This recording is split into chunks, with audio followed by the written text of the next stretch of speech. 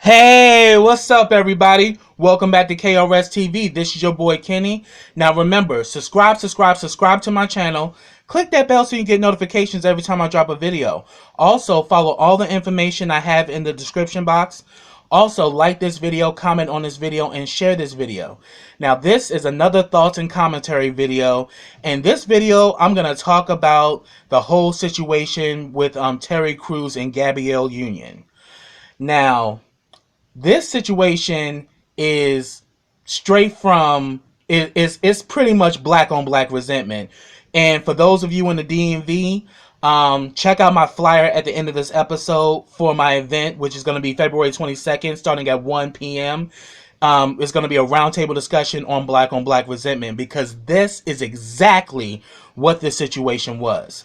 See, for those who have been following, Gabrielle Union was not picked up for the new season of America's Got Talent.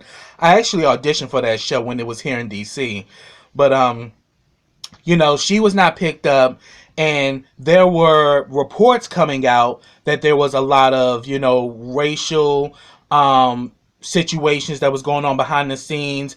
Also, racial and racial insensitivity when it came down to her look and all of that, about her hairstyles and the way she dressed. And there really was a lot of negative things that was going on behind the scenes, especially involving a woman of color. And she hasn't made a public statement, but there is an investigation going on, to some of the claims that, that she dealt with, discrimination as far as her being a woman, but also discrimination as far as her being a black woman. Now, Terry Crews, who is the host of America's Got Talent, he he was doing an interview with the Today Show on NBC. And they asked him about the whole situation involving Gabrielle Union.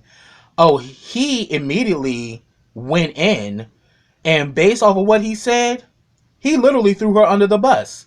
He was like, oh, well, I can't talk about sexism because I'm not a woman, but this is the most inclusive, environment I've ever worked with in my whole career. And there have been accusations about stuff, but, none of the sources are valid. And, Gabrielle Union has never come out publicly and said anything, because it's an ongoing investigation, ass. But then he was like, but then I was like, what do I do? And he said, I went to my wife, and my wife said that if Gabrielle Union didn't say anything, then you don't say anything. So why in the hell didn't you listen to your wife, Terry? Let Gabrielle speak first, and then you make a statement. You could have said no comment. I refuse to talk about that right now. It's an ongoing investigation, but I do support her. That's all you had to say. Instead, you went on this whole rant, and you literally threw her under the bus. And I question, why is that? Because when Terry Crews exposed that talent agent that he had worked with for years had, groped him sexually at a party, literally where his wife was like literally standing eye shot. Because I don't think she saw it happen. But, when he went on Dr. Phil, she said she found out online. I think on Twitter, he had did a post about it. And yeah, he knew by airing out this guy, that meant the end of his career. Because this was a Hollywood elite. He was an executive. And for those of you who are into Hollywood, let me tell you, Hollywood is not as big as it looks. It's very small. It's a small community. All of the executives and all of the power structures, they all know each other. So if you fuck with one, it's pretty much you fuck up with all of them because they tell you all off. And, you know, pretty much, Terry Crews, this was a rise of the whole the Me Too movement. And for me, the Me Too movement is not just a situation with men versus women or men violating women. Men are also being violated. Also, women are violating men as well as other women. It's really an abuse of power. And it goes on in corporate America. It goes on in many other industries in this country. But even more so in Hollywood. I mean, this is history. I mean, even going back to the 1930s and 40s. The casting couch, was the way to go if you wanted to get on film. For a lot of them. Some of them didn't have to go that route, but a lot of them did, unfortunately. And, when Terry Crews admitted that, I was one of the people that stood by him, along with the black women. They was like, no, we're going to stand by him. But a lot of the men were kind of clowning him and roasting him like, you this big ass dude, how you not going, how you just going to let a man do that to you? I'm like, if you know the game of Hollywood, you would understand. If he would have whooped the dude's ass, that would have been the end of his career. And he knew that. and they pretty much have the power to make you and the power to break you. So he literally tried to take the best way out just by explaining what actually happened to him. But it did blackball him a little bit. So him getting America's Got Talent, he's kind of on the end of his rope. And what you're seeing him do is what a lot of black people do at jobs. Because Terry Crews ain't alone in this shit. I'm not going to call him an Uncle Tom or a Sambo or none of that shit. But he is showing those kind of tendencies. Because he's a person that within, he want to keep this little good opportunity because he don't know whether he going to get a good one because a lot of Hollywood ain't dealing with him since that whole situation. With him coming out, airing out his former talent agent.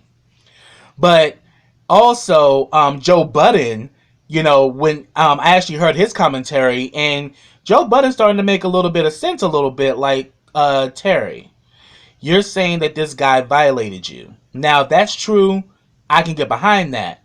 But this is a person you work with for years, and just all of a sudden he decided to sexually grope you after all this time? And it's also been reported that, he has cheated on his wife in the past. Is it a possibility that you also cheated on your wife with men? I mean, hey, I don't put nothing past anybody. And I'm not saying that Terry Crews is gay, but according to what Joe Budden said, that he's, over the years that I've known him and seen him move around, he makes the kind of moves which wouldn't surprise me that he threw Gabrielle under the bus. He's that type of person that's going to do what he got to do to still have food on his plate. That he will throw somebody down the river to save his job. And how many people we know on our jobs that do that shit? So, as I said, this is a systemic problem within the black community because we will literally, because I've even been a victim of it on jobs before where my own sold me out and got me fired or laid off just so they can live another day. Yeah, those types, and you could call them that, that they're self-serving, they're, they're treacherous, and they really have no, integrity, because people with integrity don't do shit like that. So, and it also kind of brings into that whole situation that was involving Steve Harvey and Monique, where Steve Harvey was saying that, it ain't a white game, it ain't a black game, it's a money game. But then Monique checked that like, yeah, it's a money game, but it's also an integrity game. And the problem with a lot of us in the black community is that we're too busy chasing the money, that we completely forget about the integrity. And this is exactly what we see here with Terry. Terry has put integrity in the back burner. He about getting them checks.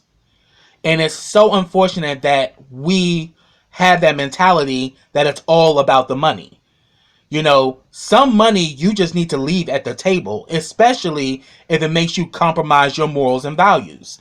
I mean, because there's certain things in life that money can't buy you. You know, integrity, respect, honor. Money can't buy you those things. Those things have to be earned. And sadly, a lot of us will take the money because we want the money so bad that we just totally disregard everything else. I mean, take Nick Cannon, who was one of the former hosts of America's Got Talent. When they started ratting on him about his stand-up comedy routine, he's like, I'll say whatever the hell I want to say on my platform. And they offered him $10 million, and he walked away from it. Integrity. You know, if you know the situation ain't right for you, fuck how much money you're giving me. If I know that I'm gonna have to compromise my well-being, nah, because I'm more than this job. I'm worth more than 10 million. I can get that and then some. And look where Nick Cannon is now. I can pull out another person, Dr. Dre, when he left Death Row. He left a massive catalog there worth hundreds of millions. He walked away because he wanted peace of mind, and here it is. He got Aftermath. He got, he had got Eminem. He also got 50 Cent. You know, Snoop Dogg was with him. So it was like, hey, he made good even though he don't have that catalog and doesn't have the publishing and all of that to all that music that he created on Death Row. But he did Beats by Dre. He did all of that, even though Dre did some real fucked up shit. But I'm just talking about that moment where he decided to leave the money on the table and said, I'd rather have peace of mind than to fight over that. Sometimes you got to be that way. Sometimes you have to say no to the money and yes to integrity. Yes to the fact that I'm not going to compromise my well-being or compromise, my soul for $1. And sadly, this is one of the systemic issues when it comes down to black on black resentment, that we are so fixated on chasing the money that we're willing to tear down our own to get it. But at the end of the day, money only is a medium of exchange, and it only could do but so much for you. It does a lot for you, but then yet there are certain things that money can't buy. It can't buy you love. It can't buy you happiness. It can't it can give you it can't even give you respect. It can give you a false sense of respect, but as I said, true respect has to be earned, and it has to be earned by your own virtue and by your own morals. You can't buy that. You know what I'm saying? It's just certain things in life money can't buy, and those things that money can't buy are just as much, if not more, important than money. So that's what I have, y'all. Get down in those comments and let me know your thoughts on this situation. And for those of you in the DMV, go on my, go on Facebook, and if you, have access to me on Facebook, and let me know that you're going. There's a link that I have in the events page. Definitely register to be there, or you can email me at stallingskennan33@yahoo.com to let me know you want to make it to the Black on Black Resentment event. So yeah, get down in those comments, let me know your thoughts, and until next time, everybody, take care.